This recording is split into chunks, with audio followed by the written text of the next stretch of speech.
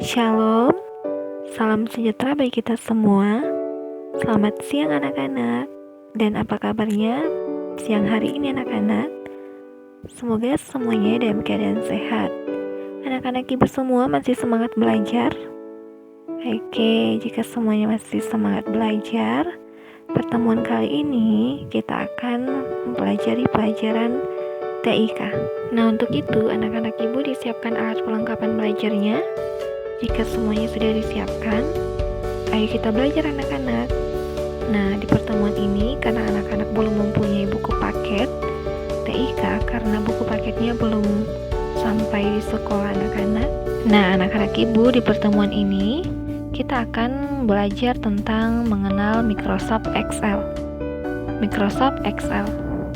Nah, belajar tentang Microsoft Excel, apakah anak-anak ibu sudah pernah dengar tentang Microsoft Excel ini? Oke, jika anak-anak ibu sudah pernah mengenal tentang Microsoft Excel ini adalah program pengolah angka, yaitu Microsoft adalah program pengolah angka. Nah, salah satu keunggulan Microsoft Excel adalah kelengkapan fitur rumus dan fungsi. Rumus atau formula dan fungsi tersebut digunakan untuk mempermudah kita dalam mengerjakan beragam proses perhitungan dan pengolah data di Microsoft Excel. Rumus dan fungsi dapat digunakan untuk melakukan perhitungan dari yang sederhana sampai yang rumit.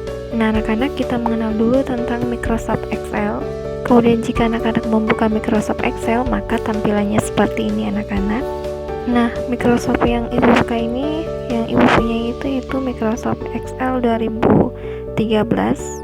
Jika anak-anak mempunyai Microsoft Excel yang lain selain dari Microsoft Excel 2013, mungkin tampilannya akan berbeda, namun fungsi dan tujuannya tetap sama anak-anak. Nah, jadi seperti ini tampilan Microsoft Excel anak-anak pada saat kita buka. Yang pertama kita mulai dari atas ini. Jadi ini adalah book 1 Excel. Nah, ini adalah nama untitelnya sebelum kita simpan file Excel kita. Nah, anak-anak di sini ada tombol menu, file, home, insert, back layer, formula, data, review, view, dan developer. Nah, di dalam menu ini masing-masing mempunyai fungsinya. Nah, untuk fungsinya hampir sama dengan Microsoft Word, seperti keyboard, font, alignment, number, style, dan editing.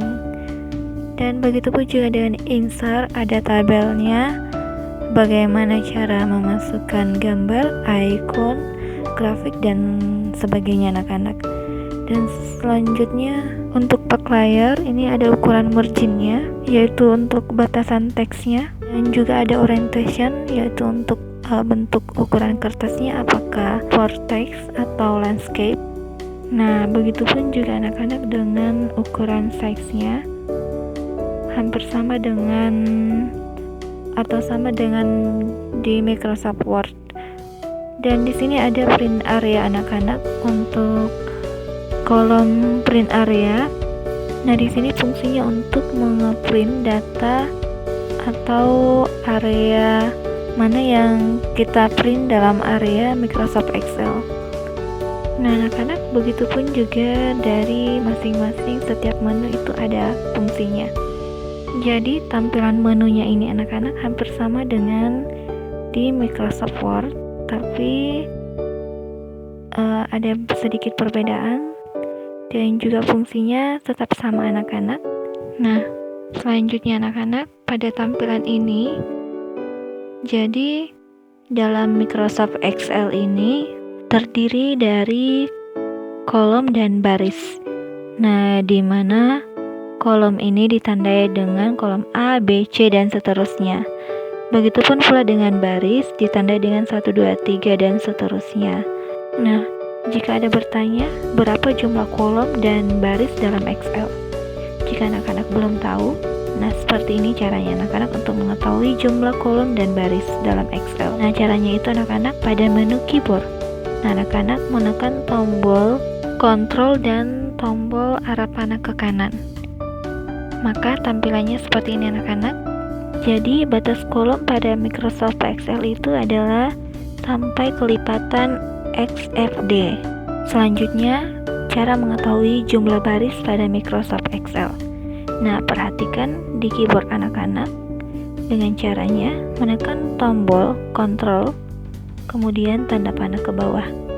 Maka akan tampil seperti ini anak-anak, dan jumlah baris pada Microsoft Excel adalah 1 juta sekian.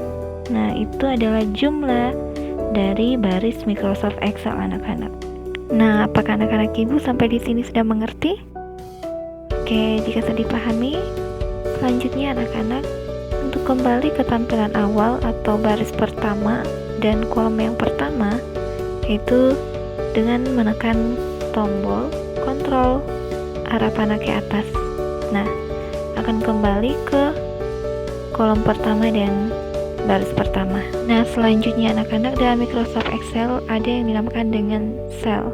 Nah, sel adalah pertemuan kolom dan baris. Jadi dimanapun kita meletakkan, itu merupakan selnya. Jadi, sel adalah pertemuan antara kolom dan baris. Nah, contohnya jika ibu tekan di sini berarti halamat selnya adalah F7. Kemudian kalau di sini adalah D10. Jadi, meskipun anak-anak tidak melihat dari sini, kalau kita klik di sini, kita sudah tahu berarti ini I10. Nah, seperti itu anak-anak ibu.